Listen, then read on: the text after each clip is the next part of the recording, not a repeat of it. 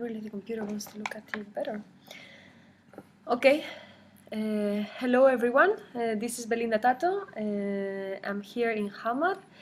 Welcome again, as every Monday at 6 o'clock. We want to share Hamar experience number 11, I think it's today, with every one of you who is attending. Today I'm here with Morten Fridston. Hello, Morten. Thank you for coming. We will be sharing with you last week's activities. Last week was a very active week. We had the technology week, and that means that we had 2 different workshops and a lecture. For the different workshops, we had Bjarte Itre Arne as a community activator, as the local person, and we had Juan Freire from Spain as a creative guest for the technology workshop. It was a very, as I said, it was a very kind of interesting, first start for this series of workshops that will be happening between September and December. I want to remind everyone again, once more, about the different ones. We are working around 5 topics, which are technology, which is already over. Then next week we will have activities. Then in 2 more weeks we have environment. Then we have people, and then we have seasonal strategy. And that means that for every of these topics we have 2 workshops and a lecture with a creative guest coming from somewhere in Europe. As a summary of last week's activities, we wanted to interview Morten today, so we can have his impressions, his critiques, even, whatever.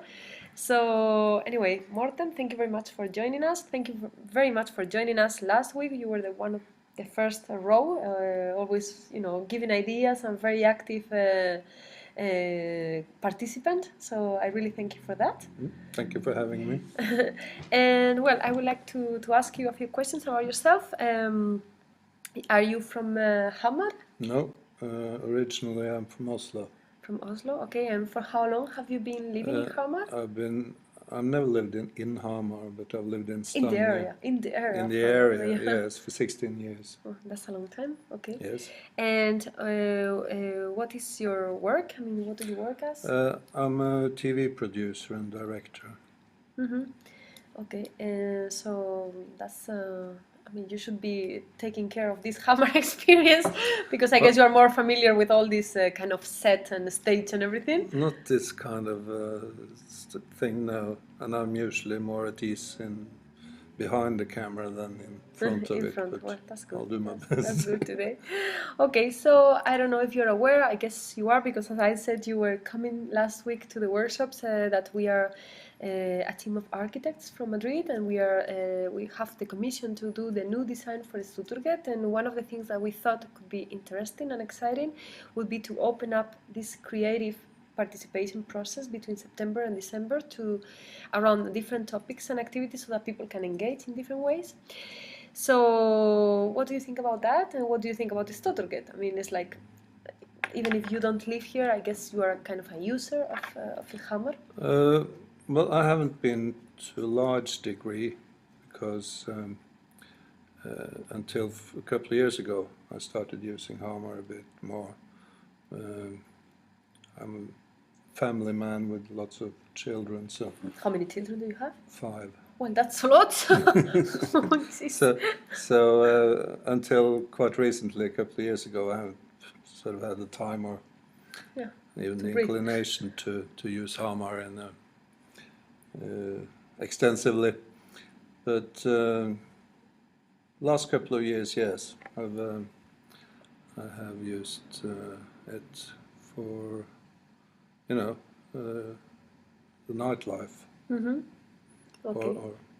Well, not that there's a lot of it, but we have to promote it somehow. We do. We have to sort of get a bit more energy into the city. It's a bit too, I wouldn't say laid back, but not abandoned, but somewhere in between.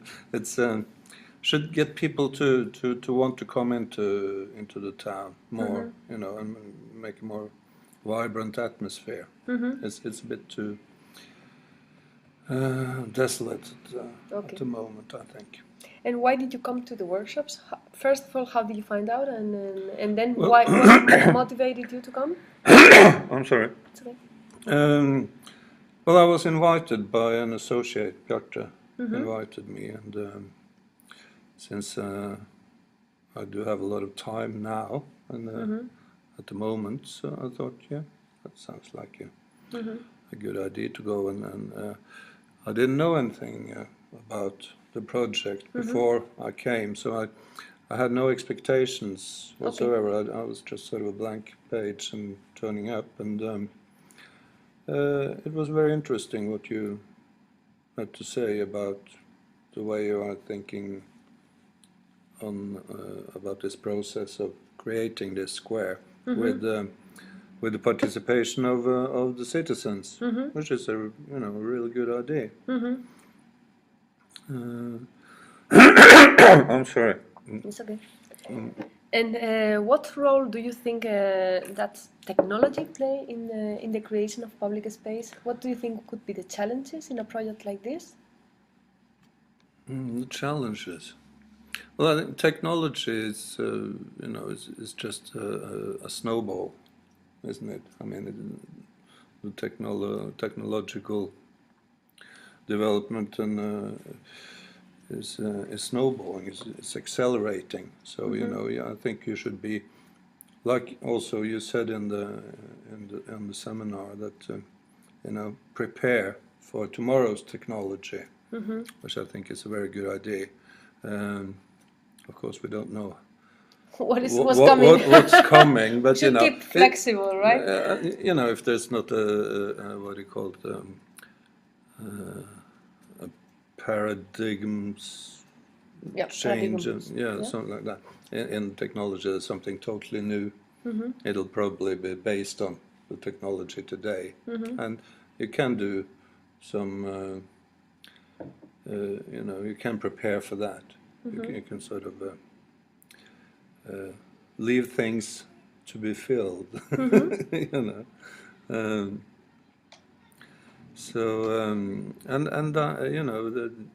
You should. I don't think one should be afraid of technology or using too much of it. Well, everything in harmony, everything in balance, but if it can be, as far as it can be sort of, harmoniously sort of blended with the other aspects that, in the square, I suppose you're going to have some trees and some greenery and stuff like that, and it has to harmonize, but I think one should actually bet on technology being an asset and a good thing to concentrate on when building the square. As public space. And did you enjoy the experience of working in groups Yeah, on Tuesday and Wednesday? yeah. I'm not totally embracing, the idea that brainstorming with a group of people is always the best thing, Okay. Do you? Well, we work always as a but- team, but- so but- it has but- some positive values that Yes, I'm very happy with. It does. It does. But that was an aside, really. Yes, the groups functioned well. There were people who were genuinely interested in the topics and the challenges they were presented with. Come up with a lot of ideas, and there was enthusiasm, and when it's like that, it works. It functions, and it's a good thing. And also, it's the thing you have to do with this project. You have to bring people in. Yes, that's the So, challenge, but I think yeah. that's at the same time is the most exciting part anyway. So it's like it's the future users of this the public space. So it's great if they have the opportunity to to have a word and to share their ideas, and I think that's very Absolutely. nice. But then they have people are. I won't say they're lazy, but you have to sort of nudge them a little. Yeah, that's what to, we have to do in the following weeks. We have to yes. shake them, Yeah, It's all like, right, shake first them. of all, come over. Because it's like, we understand also that people are really busy over the weekdays, and it's like, somehow it's, we have to make it look really appealing and fun looking, so that people will really engage into it, right? I don't know what you think, but Well, it's the modern world, isn't it? Everybody is pressed for time yeah. most of the time.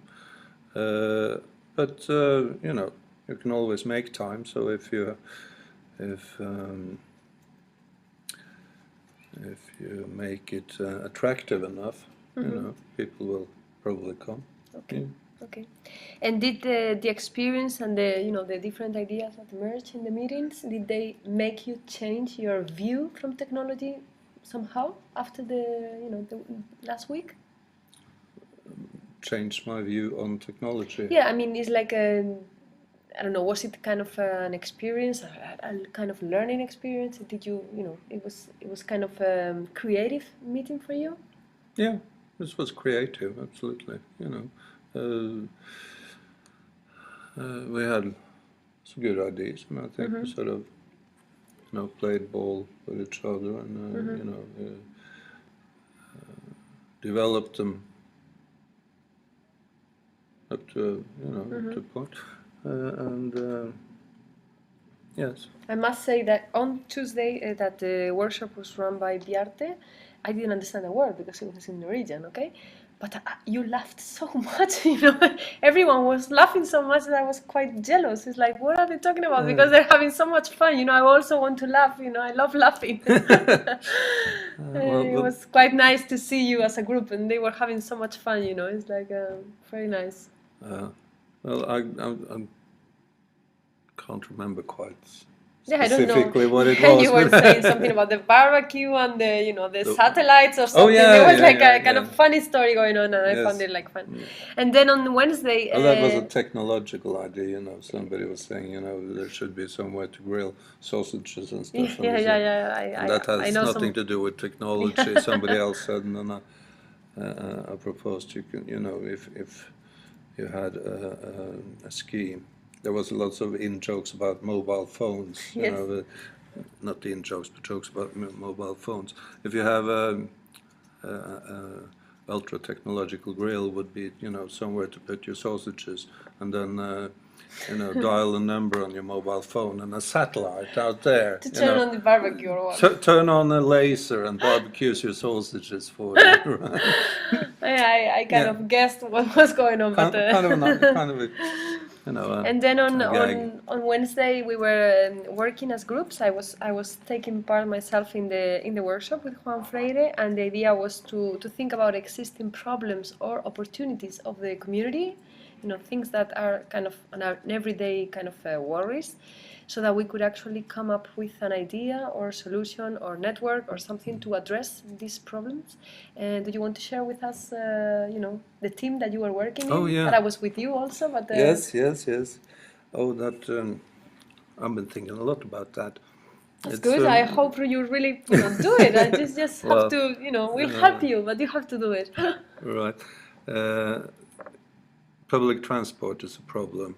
There's about 35,000 or something living in the city here, and 110,000 living in the surrounding area. So much? Why did you know? Yeah, I think so, 100,000 at least. And public transport, just for an example, on Friday nights and Saturday nights, the last train to where I live is at 10 o'clock at night. It's very early. Very early. So, you have to go out early and catch a restaurant that's open and then go back on the train. That's why restaurants are full at 8 and they're empty at 9 or 9:30 or something. If you want to have a bottle of wine or a few beers with your food, and if you want to go to a bar and continue, you have to get a taxi back home. Which is, I suppose, is very expensive. Very expensive. That would be about where I am moving now, it would be 100 euros at least. Wow. So It's you a lot of know, money, yeah. which is excluding, and you know that fact is excluding a lot of those 100,000 people who live in the vicinity of Hamar from using the town, using especially on Fridays and Saturdays, using it in the evening as a meeting place, as a, you know, as, yeah, well, as a vibrant sort of, you know, full of people, full of life, you know, as, and also fill up the, you know, Yeah, the restaurants the and activity, bars, yeah, you of know, course, of course. and if they fill up, you know, there'll be the need for more of them, and you know, if well, anyway, my scheme was there's all these people who would use Hamar if the cost of transportation wasn't forbidding,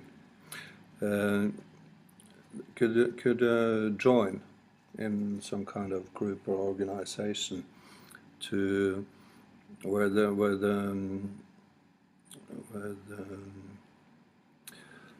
the word I'm looking for? You know, if you take your car one Friday or Saturday around midnight, and you go into Hamar, and you pick up 4 people who are and drive them home, Yeah. to wherever they want to go, you know, probably a couple of hours work. That earns you 4 points, and each point is worth A ride for yourself. a ride for yourself, being picked up from where you are and driven to your home. And basically, the idea was to create a kind of network that links the different users, so that we can, you know, they can self-organize, so that they can, you know, first of all, drink, because drinking with driving doesn't match properly. Nope. The second is that you really can access, you know, the city center and live at a reasonable price, which means just sharing the gas or just paying your gas when it's your turn. So the thing is that it was about this kind of alternative transportation, because one of the topics is like that we mentioned is that we cannot rely on the commuter or on the administration to provide a kind of 100% efficient system in terms of transport, because this is a very much dispersed area, and it's not possible to provide this kind of intense transport that we want. Because it's very much sprawl.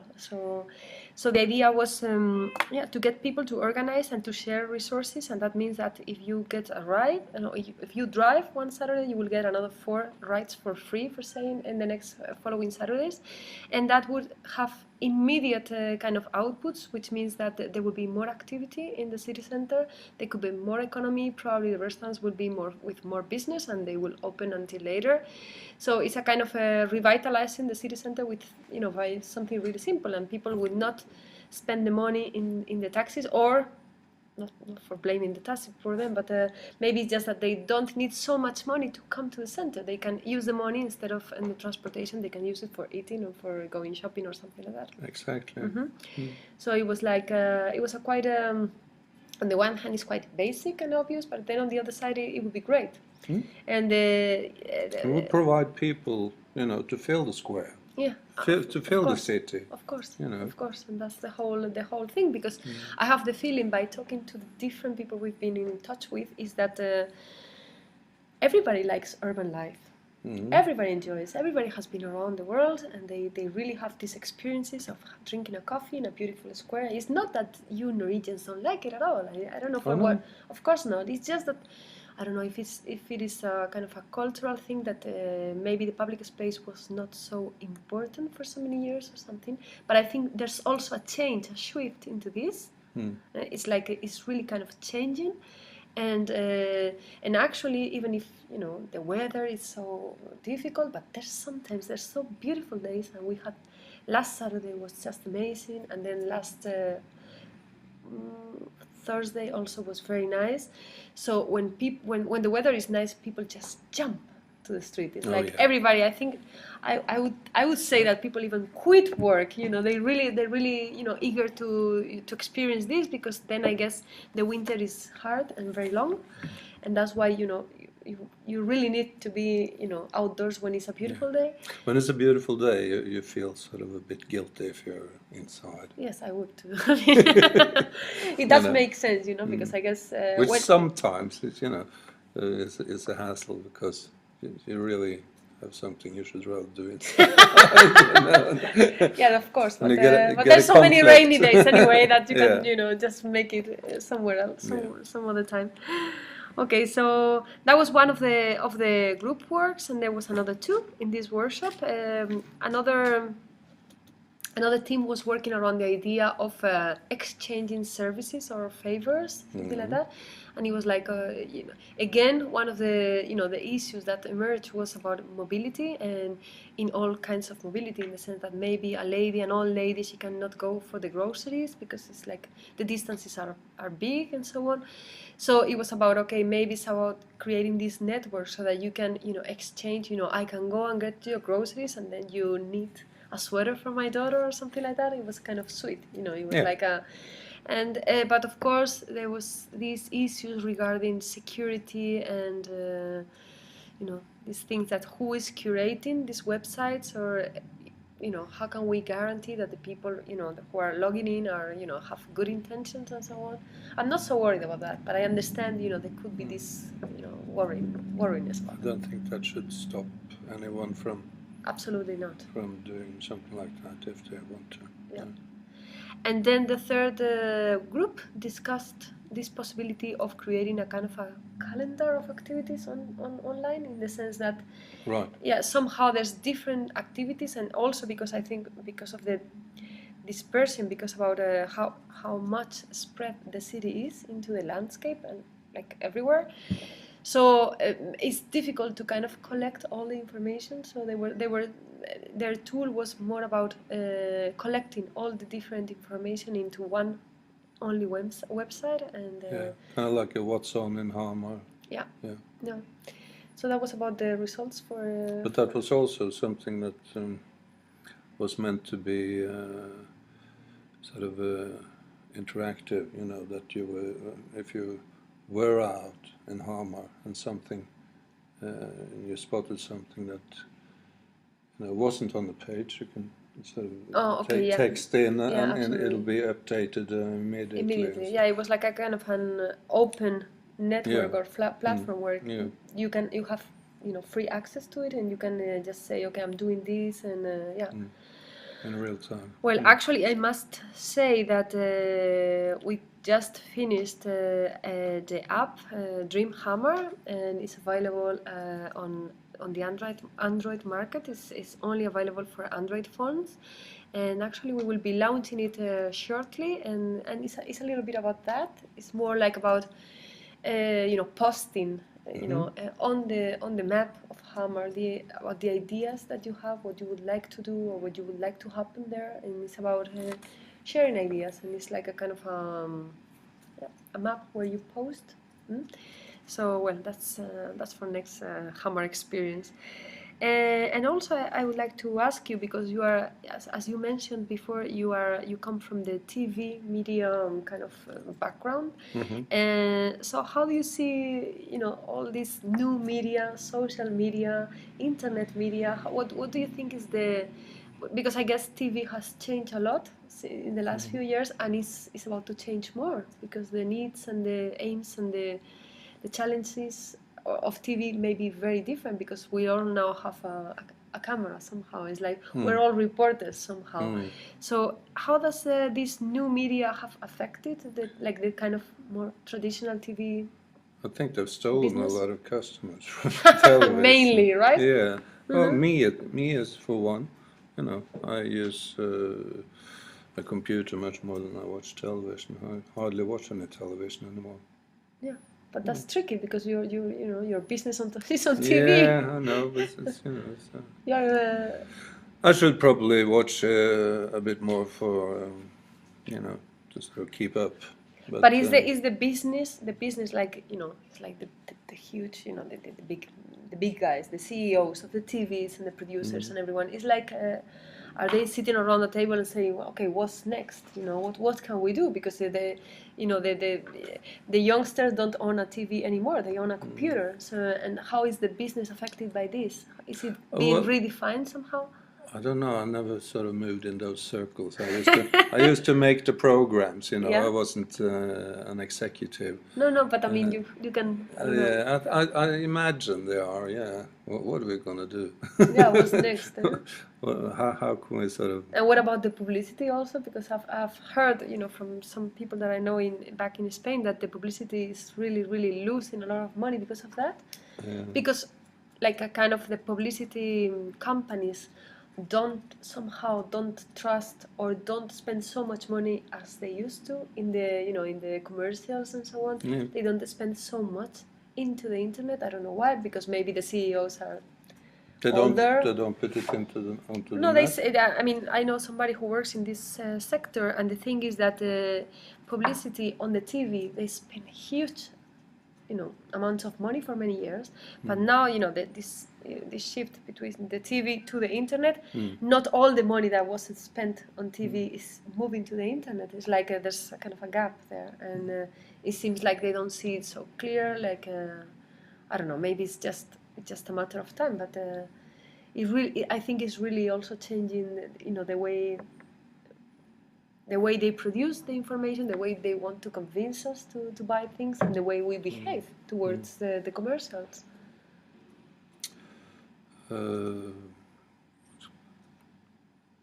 Yeah, I think that's a pretty good. As a telltale sign, that they move their money onto for advertising onto the net, which means that TV is and there's so much TV now. There's so many channels. 20, 30 years ago, there was one channel in the whole. Yeah. In Spain, it was two, but it only ran for a few hours a day. So that's the way it was. Mm-hmm. So.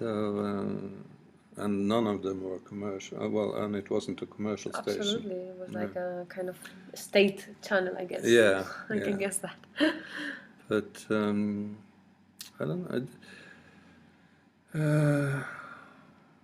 I have no predictions. I don't really know what's going to happen. But what about TV will survive in some form or not? Maybe it'll probably blend with the net. Blend into the net, something else. become part of the net, probably. Yeah, that might happen. And then maybe the ad money will come back. And, will not get lost in the way. No, but it's continuous sort of process. Okay. And one of the things that we were talking and discussing about was about the relation between the new Kulturhuset and the Stoturget, again in the same direction, in the sense that probably in 1, 2, 3, 5 years, all the books will be e-books, and all the libraries will be lending e-books instead of real books. So the physical need to come to the library will be not needed anymore, and so the thing is that what will be the new role of these kind of book containers if you don't have to come to pick up a book because you can download it from your computer. So it was kind of interesting also the conversation around that, because it really proved that probably it will be more and more important to have these spaces as meeting spaces and as group working, work spaces, in the sense that there will still be the need to meet, to dialogue, to create something together. And we gave as an example the idea of the concert, of the live concerts, because even if you can have all the music at home, you can your kind of a stereo and it sounds great, still a live concert is something, it has a plus, and it will never be replaced by that. So maybe in this, we could think about different kind of experiences, in the sense that maybe it's poetry reading, or there will be some meetings with some authors. So there will be still some some kind of physical added value that will still remain there, and it will make these places active anyway, even if you don't have to come to collect the book, but you will come for something else. Also, I think 5 years is. I think it'll be a bit longer than that. I think the book will survive, and maybe for a lot longer than that. But sort of parallel with the new e-books and everything, I don't think they have to tear down the bookcases and trash the books. No. I think that people will in 10 years' time they will still want to have a book to read rather than lots of people will, I think. And that's not being conservative. It's just that's the way it is. Maybe. Yeah, I think that's the way it'll be. So I'm not too worried about the libraries in that way, or the library up here. But we have a very good library in Stange where I live, which is a good meeting place for kids after school, and it's quite a good library for a small place, and that's in use constantly. I go there and borrow books. That's very nice. Okay, are you going to come to any of the other workshops? Oh, I'll try, but I won't be able to make next week. Okay. Because I'm on holiday. Yeah. Where are you going? Malta. That sounds Gozo. good. Yeah. For diving. Sounds better, even. Yeah. That's very nice. Yes, it is. Okay. Did you have the opportunity to meet in this workshop people that you hadn't met before? Yes, some of them I haven't met before, some I have. Yeah. Well, I think, and that's always nice. I think that's fascinating somehow, because you have the feeling that you are coming to a small community. I mean, me as an outsider, that you are coming to a small community and that everybody knows each other, and it's not like that at all. And I would love if this kind of process would actually make some people meet each other and that they never met before. And I really like that, because that's the whole aim. Is behind all these activities and the project is to we aim to get this new kind of social network that was not happening before, or if it was there, to reinforce it or to make it more powerful. So that's one of the things that we really want to succeed with. Yeah, that's a very, very good ambition. Yeah, of course. And by the way, a little advertisement for my idea. That's exactly what would happen with this carpool thing. If you have to pick up people in town. Yes. You might not know them, Oh, but yes, you'll of get course. to know them. Of course. That was and you can go out together. Yeah, of course. To Making the new square. friends. Yeah. That was one of the things that we were That was one of discussing. the Is like things, it has two different kind of outputs or readings. One was the environmental issues, like when you're sharing a car, you're polluting less and so on. And then, of course, the social one is like you're getting the chance to meet other people, and then that's always Exactly. positive. And because if you are driving your car on your own, you're never gonna meet anyone. It's kind And of, also, it won't. I don't think it'll bother the taxi drivers too much, because they don't really want really long drives. journeys on Friday and Saturday. They want the short ones, to go back and forth quickly. So we want to take the business that they really want from them.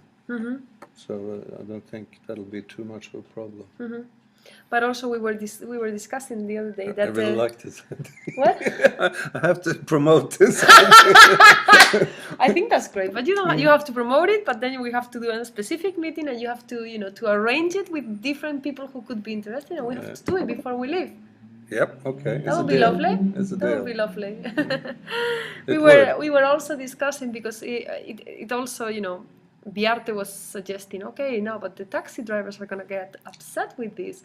And then I remember Juan Freire was saying, well, it shouldn't be like that, because maybe when you start a project of this kind, you kind of have an idea, a plan, and then it happens something else. And maybe the taxi drivers could become part of the scheme somehow, and they could, do this kind of shared rights or something. So we shouldn't think beforehand that it's going to be negative, because it could raise some other kind of needs or issues, and suddenly they make more business also. So it's not we shouldn't be so critical at first. I think we'll have to to push it a little bit.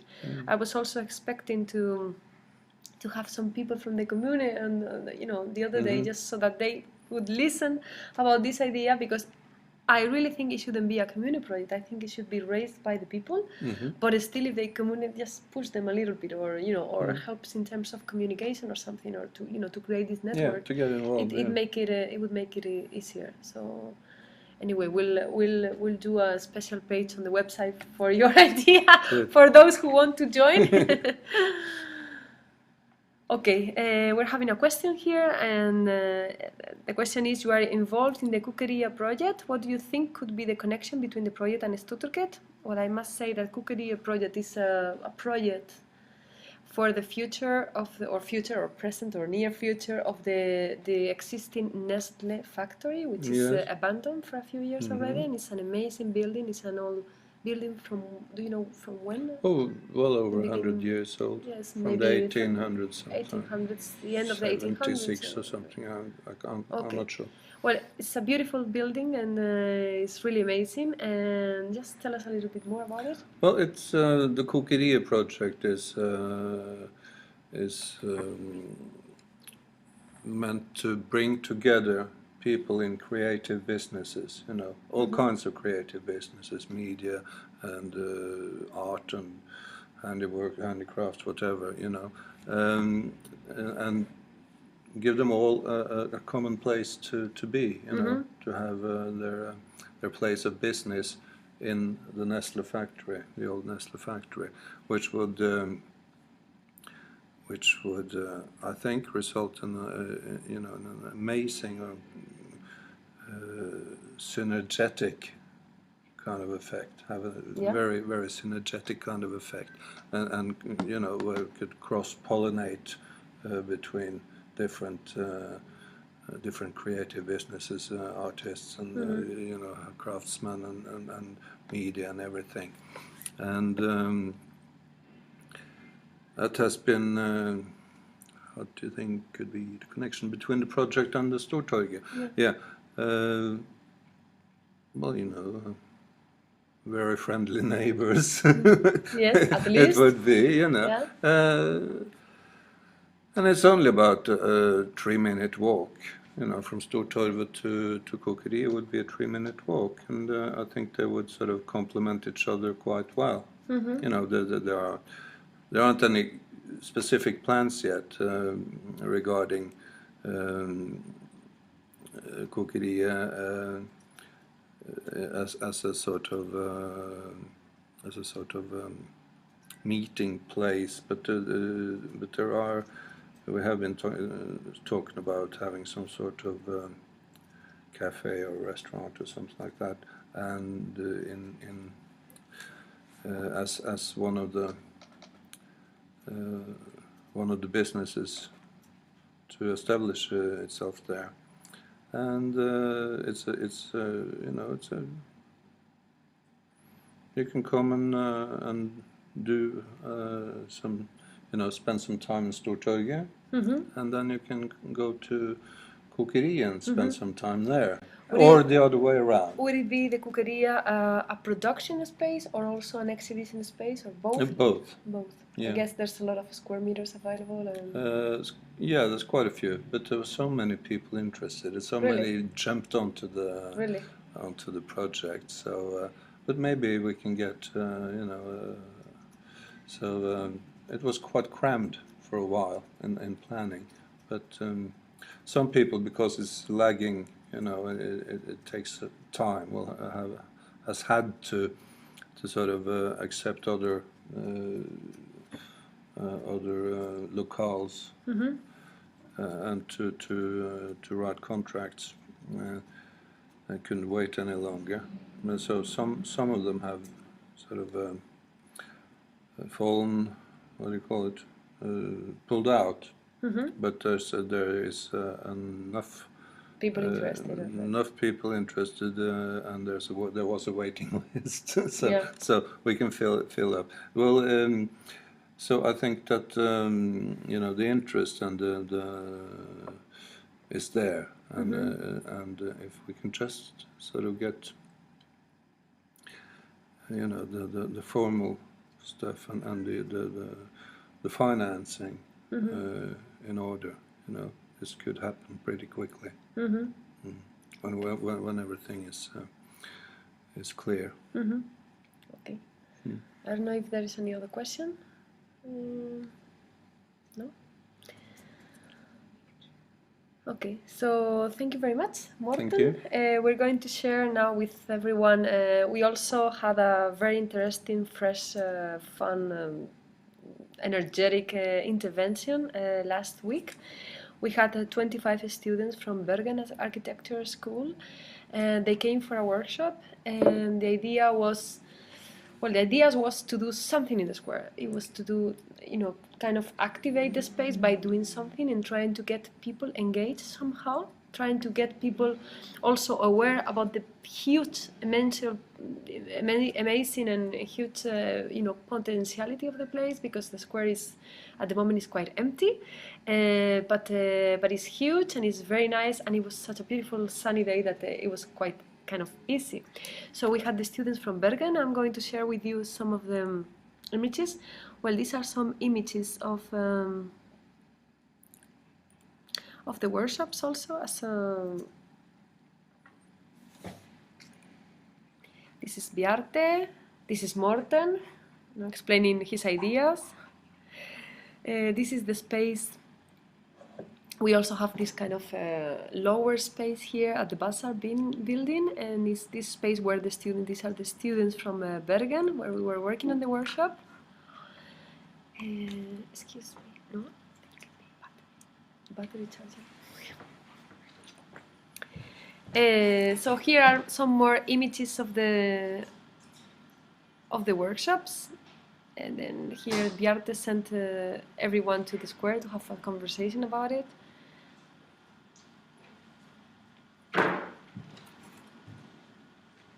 Okay, and this is where they were having so much fun that I was kind of jealous. It's like, I also want to understand this. Just a minute.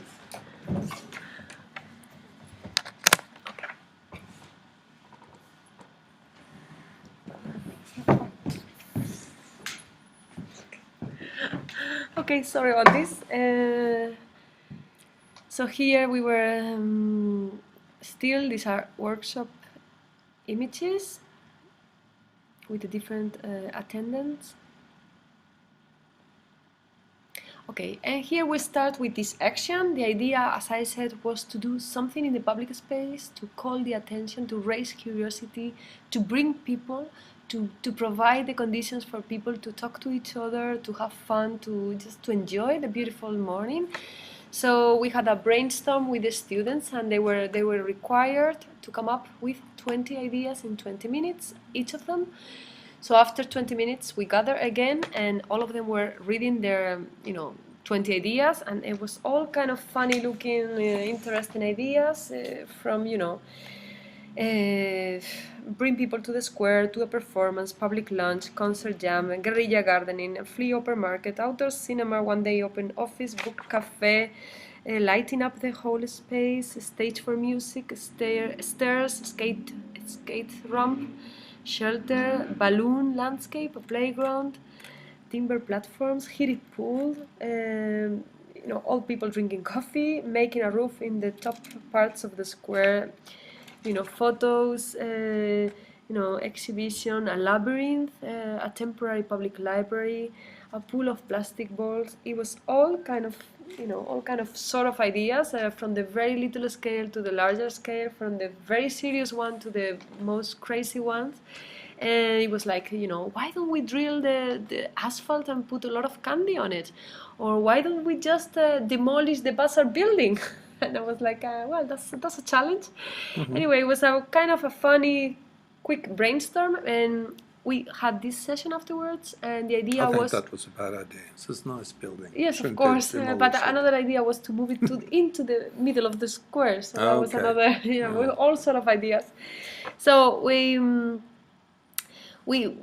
came up with this idea. One of the students said, okay, what about bringing a cow to the square? And everybody was excited about that, because, you know, it's the cow, even if in this area, which is quite rural, you don't get a chance to see a cow so often, and of course not in the public space. So we connected this idea of the cow with having a public lunch in the public space, and to give the people opportunity just to come and use the space in a different way. So they decide that the name should be Cream Hammer, which I find is just brilliant. It was about the cream of the cow, but it was, you know, this word play around the dream hammer. So these are some images of the workshop we were working. These are from the other workshops. They brought some furniture to the square. The idea was also to communicate to the people that the square is their living room, so they can use it as they want. It's like a kind of a, you know, is the public space or is this the intimate space for everyone? So they borrowed some. They were doing these cow footprints in the square, and this was the lunch. It was beautiful 3 tables. And this is the cow, and there was a lot of people coming to see the cow, especially children, because it's something that doesn't happen that often anyway. Okay, these are some of the students who really worked a lot and with a lot of enthusiasm. These are some people from the community. That was the mayor and the vice mayor. Well, so these are the pictures, and now we're going to watch the video that one of the students created. His name is Anders Sletten. Here I can share with you the link afterwards. And this is the beautiful video they produce as a summary of the whole experience.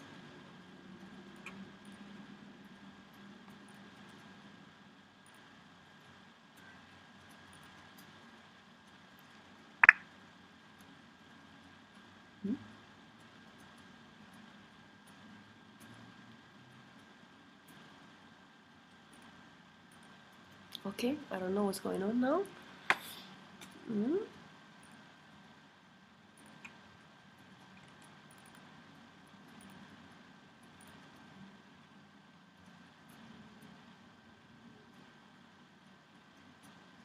Maybe it's been it's downloading or something, but it's weird. I just watch it.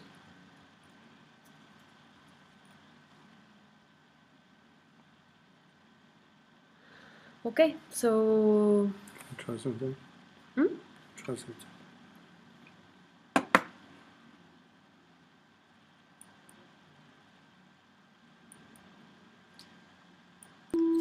Okay, thank you. There's nothing like being a media person.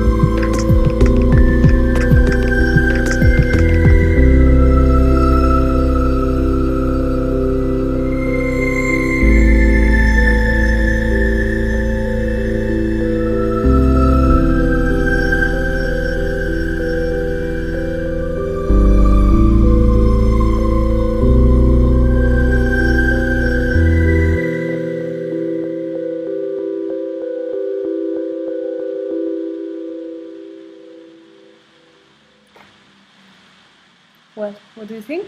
As a media person? Yeah, well, with lots of images. Personally, I probably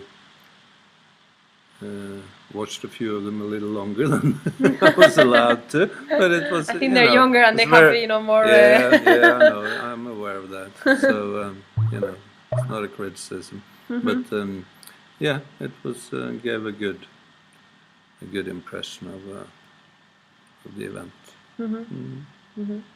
Well, I must say that I really enjoyed it a lot, and it really summarizes their experience, and I think they were very enthusiastic, and you really see that they're very creative, very hardworking, and they took it very professionally. So, and that's why I think the results were very successful, because they were really pushing to do it. To get a cow was difficult. Yeah. Because we were talking on, we only have one day to get the cow, and they said, no, we're calling all the farms. So they were very, very much professionals. I really like the stencils of the hoofs, The what? The hoofs. Yeah. The stencils. Yeah. So it was very short time, but okay, I must say that the video was done by Anders Sletten Eide, is one of the students from Bergen, and I guess all of them contributed, because it was kind of a teamwork, but he was the one producing the video, and it's a beautiful video, I must say, and I really enjoyed it, and it really shows, what, as I was saying before, one of the fascinating things is that we really succeeded in the fact that there were people talking to each other who had never met before, and I think that's amazing. It's like it's not so easy, in the sense, it really seems like because of this kind of a sprawl situation, it's difficult to get people close somehow. Everyone is living on their house, and you move probably on your own car. So it's like what is the public space? What is the main public space? And here, we think Stuttgart has got a great potential, but still now it's an empty space. It's not a square. We're in front of a construction site, which is not so sexy somehow. So it was like about doing something there to make it look nice. And also, of course, we were checking the forecast all the time, and we selected between the 2 days that we had as a possibility, we selected the sunny day, and that's why it made it easier, much easier. But we really found very nice, because we were seeing people of all kinds, like all colors, and I love that. And they were talking to each other, and you really had the feeling. And somebody from the community was telling me, it's amazing. There's people who don't know each other, and they interacting, and that's very nice anyway. Yeah, and it was around food and coffee, so it was kind of nice. I think you missed it. Unfortunately, yes. Yeah, we will do another one. We will do some other things so that you can join, and now we will keep you updated. Can I suggest an animal? An animal? An octopus, for instance? Well, why not? What kind of animal are you going to suggest? No, I have no idea. I have to think about that. Okay, a shark, for instance, or I don't know. Shark, an octopus. No, it should be a whale, right? It's like a... Probably. Beached whale. Okay, so I think we're about to finish. I just want to remind everyone that we're meeting again next Monday. Next Monday at 6 o'clock, it will be my colleague Noah taking care of the Hamar experience. And also, if you have any suggestions about animals or some of the things, anything, you can email us to dreamhammer@gmail.com. And also, what? Tiger. Leopard. I got it. Snow leopard. Yeah. Okay. And just to have to have updated information on the news, on the calendar, on the activities, you can also visit the website, which is dreamhammer.org. There you can find the upcoming events, the upcoming workshops, and if you want to join us, there's still free space, and we also have the lectures that you don't have to register all. So we're very happy to hear from you, to hear about what you think about it, because anyway, there's so many things happening. And that's about it. I want to thank everyone who is following us, especially those who repeat and very loyal to the Hamar experience. And also I want to share with you that we will soon have Alicante students joining us, so we will have some kind of feedback from them as well. And that's about it. I don't know if there is any other question. No? Okay, so thank you very much, everyone, and hope to see you next Monday or the next one, because next Monday is going to be Noah. Okay, the online workshops. Noah is reminding me that the online workshops already started, and there's these open sessions and some other that are not open, and the open sessions are open as it says. So you can always watch them. You can watch them online. I mean live. That means that you can interact and ask questions on the chat. But anyway, they're gonna be recorded and you can watch them afterwards. So just as a reminder, there's 2 online workshops. One is public space and people, and the other one is tactical urbanism. So just check out the dates and the times, and please join us, because I think this is going to be fun. Okay, thank you very much. Thank you very much, Morten. Thank you. It was a pleasure. Thank you, Noah, for being there, and see you some other time in the next workshop. Not because you're going to be away, but in the next one. Yes. Okay. Thanks. Bye. Bye-bye.